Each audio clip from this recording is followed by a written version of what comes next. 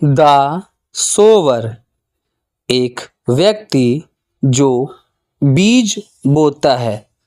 अगर हम इस पोयम के बारे में बात करें तो इसे ट्रांसलेट करने वाली तोरू दत्त है और इस वर्क को लिखने वाले एक्चुअल में कौन है तो विक्टर ह्यूगो।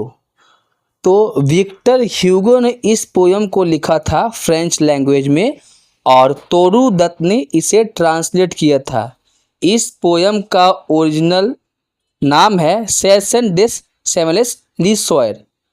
अगर हम तोरू दत्त के बारे में बात करें तो उनका लाइफ स्पैन 1856 से 1877 के बीच में है और उनकी डेथ 21 साल के बीच में ही हो जाती है। यह एक बंगाली पोएट ट्रांसलेटर थी और ऐसा माना जाता है कि वह इंडिया की फर्स्ट इंडियन पोएटेस थी जो कि फ्रेंच और इंग्लिश दोनों भाषा में लिख सकती थी। तो अब हम इसी के साथ शुरू करते हैं poem the sower. Sitting in a possible cool sunlight I see dying fast. तो मैं अपने घर के बरामदे के पास बैठा देख रहा था सूरज की रोशनी को जो धीरे धीरे अस्त होते जा रही थी। मतलब अभी शाम का समय है। Twilight हैजन on the rule. और ट्वाइलाइट मतलब शाम के समय का जो सूरज की रोशनी होती है उसे ट्वाइलाइट कहा जाता है। तो ट्वाइलाइट जो है वो अब पूरे के पूरे आसमान में आ चुकी है। Working hour have well night past. तो जो हमारे काम करने का जो समय है वह अब खत्म होने के है। Shadows run across the lands. अब पूरे के पूरे जमीन में क्या लोगों की परछाई देखने को मिल रही है।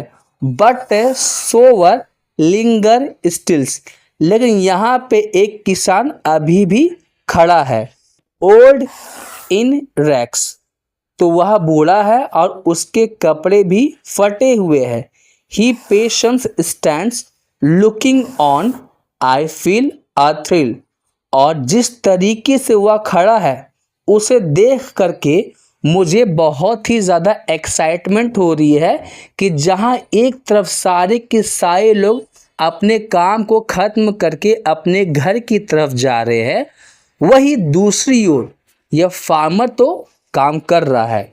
ब्लैक एंड हाई हीज सिल हॉट। तो अब यहाँ पे उसके परछाई के बारे में बताया जा रहा है कि उसकी परछाई काली है और लंबी है। Dominates the furrow deep.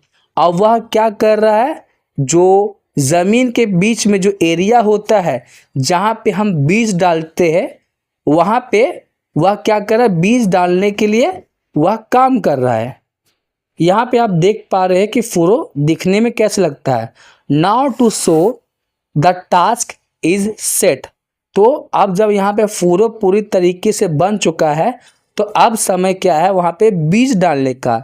Soon shell come a time to reap. और उस बीज डालने के बाद एक समय आएगा जब वह फसल पूरी तरीके से पक जाएगा और उसे काटा जाएगा। Marches he along the plain. तो वह क्या कर रहा है वह अपने खेत में चल रहा है टू एंड फ्रो दाएं बाएं एंड स्कैटर्स वाइड। और फैला रहा है from his hands the precious grains. अपने हाथों से वह बहुमूल्य अनाज के दाने वह बहुत सारे बहुमूल्य अनाज के दाने अपने खेतों में फैला रहा है। Muse I as I see him stride. तो उस आदमी को देख करके मैं थोड़ा आश्चर्यचकित हूँ जिस तरीके से वह काम कर रहा है। Darkness deepens. अब अंधेरा और भी ज़्यादा गहरा होता जा रहा है। Fades the light. जिसके कारण रोशनी धीमी होती जा रही है। Now his gestures to mine eyes are august. और अब क्या हो रहा है उस किसान की जो छाया है मेरे मन में वह बहुत ही ज़्यादा इम्प्रेसिव और नोबल हो चुका है एंड स्ट्रेंज और अलग हो चुका है। His Heights seems to touch the starry skies, और उसका जो कद है वह ऐसा लग रहा है कि मानो वह पूरे के पूरे आसमान को छू रहा है।